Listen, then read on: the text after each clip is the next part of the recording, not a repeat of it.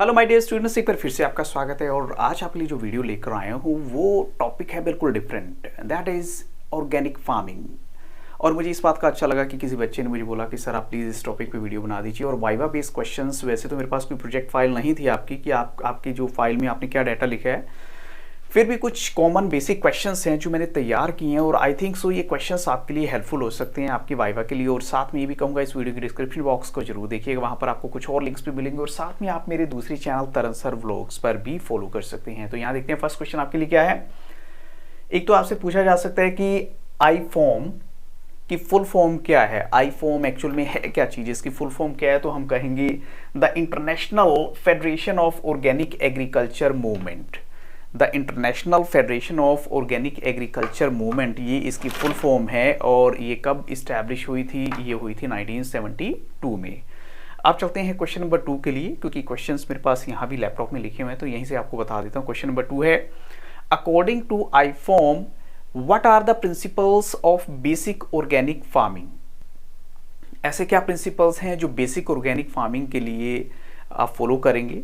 तो जो प्रिंसिपल्स हैं वो हैं बेसिकली हेल्थ, इकोलॉजी, यानी आपने हेल्थ का भी ध्यान रखना है। क्योंकि देखिए इस पर्पज़ के लिए जो है हम फार्मिंग का एक डिफरेंट वे अडॉप्ट कर रहे हैं। क्योंकि जैसे यूएस की बात करें तो यूएस में 2000 के बाद से इस चीज़ को बहुत स्ट्रिक्टली जो है अप्लाई किया गया है और वहाँ पर ऑर्गेनिक फार्मिंग ही होती है। जैसे हमारे यहाँ पर क्या होता है, पेस्टिसाइड्स, इंसेक्टिसाइड्स सब कुछ यूज़ कर लिए जाते हैं। और जब ग्रीन रेवोल्यूशन हुआ था तो उसके बाद तो आपको पता ही है कि हम लोगों ने अपनी जो पर हेक्टेयर की यील्ड बढ़ाने के लिए बहुत कुछ ऐसा किया, जिसकी वजह से क्या है कि आज हमारी सिचुएशन ऐसी है कि हम बहुत सारी फिजिकल प्रॉब्लम से जूझ रहे हैं, निकल रहे हैं। लेकिन फिर भी यहाँ जो प्रिंसिपल हैं वो हैं हेल्थ, इकोलॉजी यानी इन्वायरमेंट का भी ध्यान रखना है, फेयरनेस और केयर, ये 4 चीज़ें हैं जो आपने बतानी है। नेक्स्ट मेरा क्वेश्चन है यहाँ पर, what do you mean by the concept of organic farming. अब ये कॉन्सेप्ट अगर आपसे पूछ लिया जाए कि अच्छा बताइए कि ऑर्गेनिक फार्मिंग का कॉन्सेप्ट एक्चुअल में है क्या, तो जो आंसर मैंने भी पीछे दिया है ऑलमोस्ट वही है, लेकिन क्वेश्चन ये डिफरेंट था। तो हम कहेंगे this is an agricultural system जो यूज़ करता है इकोलॉजिकली बेस्ड पेस्ट कंट्रोल्स और साथ में बायोलॉजिकल जो इसके जो फर्टिलाइजर्स होते हैं डिराइव्ड यानी प्राप्त किए जाते हैं कहाँ से, largely from the animal and plant waste and nitrogen fixing cover crops. तो देखिए इन्होंने क्या बोला कि नो डाउट ये भी ऐसे पेस्टिसाइड्स वगैरह यूज़ करते हैं, लेकिन वो क्या होते हैं, थोड़े से डिफरेंट होते हैं। जैसे एनिमल और प्लांट वेस्ट के हो गए, वहाँ से ये लेते हैं। जैसे पौधे जो हैं पत्ते गल सड़ जाते हैं तो वो जो है एज ए मैन्योर यूज़ करते हैं, ना कि ये दूसरे वाले जो है इनऑर्गेनिक जो हैं इंसेक्टिसाइड्स या पेस्टिसाइड्स यूज़ नहीं करते ये लोग। अब चलते हैं नेक्स्ट क्वेश्चन के लिए, why modern organic farming was developed. जैसे कि मैंने यहाँ पर भी मेंशन किया गया है कि वाई मॉडर्न ऑर्गेनिक फार्मिंग जो है ये डेवलप क्यों की गई थी, तो क्या रीज़न था। तो it was developed as a response to the environmental harm caused by the use of chemical pesticides and synthetic fertilizers in conventional agriculture, and it has numerous, क्योंकि इसका रीज़न क्या है, it has numerous ecological benefits। और इसका सबसे बड़ा क्या है कि हमें बड़े सारे ecological benefits भी हैं। मॉडर्न जो कॉन्सेप्ट है हमारा ऑर्गेनिक फार्मिंग का वो किस लिए डेवलप किया गया है, ताकि हम जो हैं उन फर्टिलाइजर्स को या कन्वेंशनल वे से जो यूज़ किए जाने वाले फर्टिलाइजर्स जो हैं पेस्टिसाइड्स, इंसेक्टिसाइड्स यूज़ ना करें। और दूसरा रीज़न क्या है कि इसके हमें बहुत सारे इन्वायरमेंट के उससे भी देखें तो बहुत सारे बेनिफिट्स हैं। तो ये वन ऑफ द रीज़न था जिसकी वजह से हमने मॉडर्न फार्मिंग, ऑर्गेनिक फार्मिंग को डेवलप किया। अब यहाँ पर आंसर पॉसिबल नहीं थे, बट एनीवे आप क्वेश्चन सीख सकते हैं और आंसर मैं आपके साथ डिस्कस कर ही रहा हूँ। और लास्ट तक देखिएगा वीडियो, बहुत सारे क्वेश्चंस अच्छे 20 में ऐड किए हैं मैंने। Means who develop the concept of organic agriculture, जो यहाँ पर क्वेश्चन नंबर है कि जो कॉन्सेप्ट ऑफ ऑर्गेनिक एग्रीकल्चर जो है इनफैक्ट ये बोलूँगा इसको देने वाले कौन थे। तो इस कॉन्सेप्ट को देने वाले थे इनफैक्ट एग्रीकल्चर, यहाँ बोल देता हूँ। तो ये हैं, एक तो सबसे इंपॉर्टेंट तो 1900 में दिया गया था by sir Albert Howard, sir Albert Howard ने। उसके बाद एफ एच किंग आप एक नाम भी लेंगे क्योंकि टीचर इस बात से खुश हो जाएगा कि कम से कम बच्चे को नॉलेज है।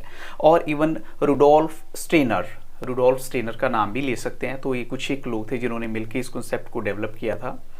नेक्स्ट आपका क्वेश्चन है why do we need organic farming. ये क्वेश्चन बहुत सिंपल है कि हमें ऑर्गेनिक फार्मिंग क्यों चाहिए। तो इसका आंसर तो हर क्वेश्चन में ही ऑलमोस्ट आ रहा है। किस पर्पज़ के लिए चाहिए। तो इट्स वेरी क्लियर, हम नहीं चाहते कि हम इन्वायरमेंट को और ज़्यादा हार्म करें।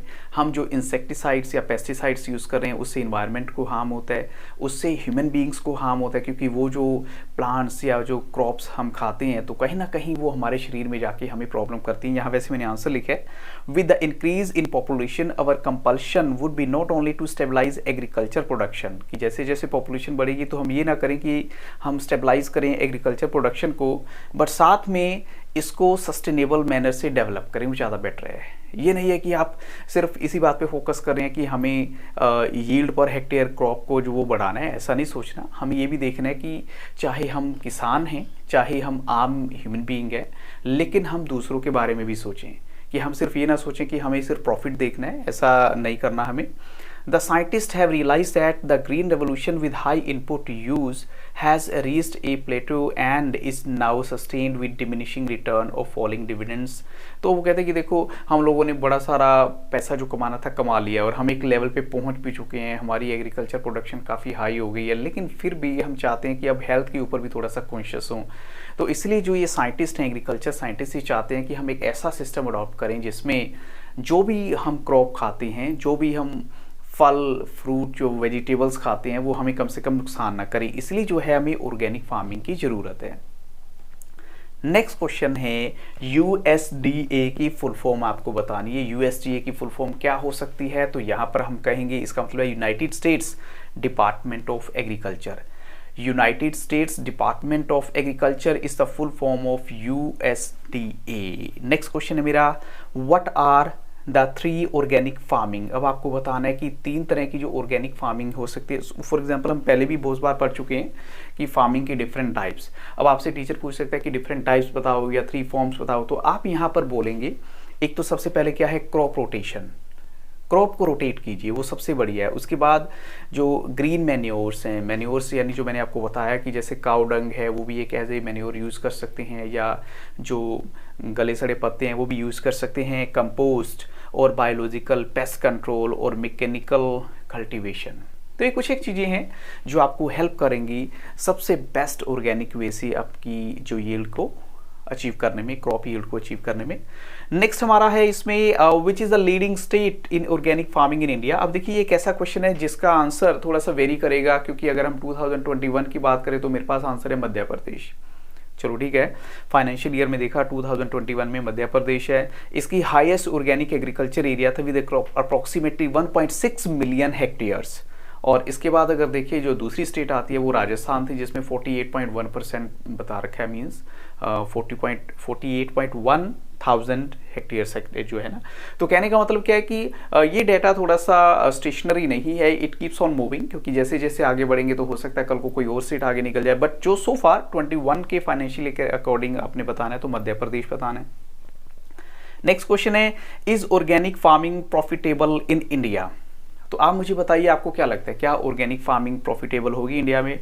तो वैसे ही मैं कहूँगा yes of course, everybody would love to have organic productions. चलो ठीक है, वो चाहते हैं अभी एक जो इंसेक्टिसाइड्स वाले हैं, पेस्टिसाइड्स वाले हैं, हम वो यूज़ क्यों करें? तो हम क्यों ना क्यों अच्छे जो हैं प्रोडक्ट्स यानी जो उत्पाद हैं वो यूज़ करें, या एग्रीकल्चर की जो डिफरेंट कैटेगरीज हैं उसको यूज़ करें। जैसे इसमें गिवन है कि येस ऑफ कोर्स, अगर हम देखें organic agriculture will prosper in India and will contribute in feeding 1.5 billion people by 2030।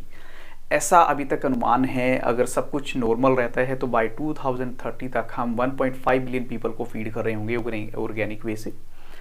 Next question है, अगर आपसे ये भी पूछा जाता है कि ऐसी कौन कौन सी स्टेट्स हैं जहां पर ऑर्गेनिक फार्मिंग होती है, तो आप बोलेंगे कि सिक्किम है, मध्य प्रदेश, राजस्थान, त्रिपुरा एंड उत्तराखंड, ये जहाँ पर ऑर्गेनिक फार्मिंग ऑलमोस्ट होती है। काफ़ी यहाँ पर इन पे जो है जोर दिया गया है। और इसके अलावा हम बोल सकते हैं कि अगर आपसे पूछा जाए कि क्या प्रॉब्लम है, चलो हमने बहुत कुछ बेनिफिट देख लिए, लेकिन ऑर्गेनिक फार्मिंग में जो आम किसान है उसको क्या प्रॉब्लम हो सकती है और वो क्यों नहीं चाहेगा कि वो इस मेथड को फॉलो करे, तो क्या रीज़न हो सकता है? आपको लगता है कि कोई प्रॉब्लम होगी? तो मैं कहूँगा कि येस ऑफ कोर्स। एक तो कई बार क्या आता है, लोअर यील्ड्स, क्योंकि देखो ये आपको वो चीज़ नहीं देगी जो आपको इंसेक्टिसाइड्स जैसे यूरिया खाद वगैरह डालते हैं, वैसे नहीं होगा। Lower yields relative to conventional farming थोड़ा कम होगा।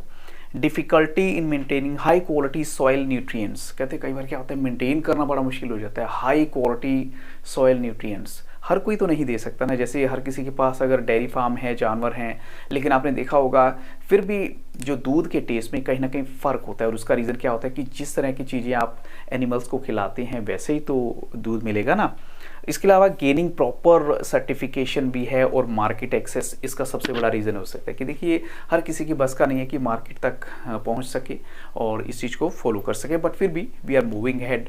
ये कुछ इंपॉर्टेंट क्वेश्चन थे जो आपके लिए मैं लेकर आया हूँ स्पेशली, और वीडियो देखने के बाद आप ज़रूर बताइएगा आपको कैसा लगा। और मैं पहले भी आपको बहुत बार बोला है कि आप कमेंट सेक्शन में जाकर किसी भी तरह की कोई रिक्वायरमेंट है तो बिल्कुल आप बताइए बेफिक्र होकर कि येस यू वांट दिस, तो मैं 100% आपके लिए वो वीडियो लेकर आऊँगा। और इस वीडियो के डिस्क्रिप्शन बॉक्स को जरूर देखिएगा। So thank you very much and I wish you all the best. Have very nice day.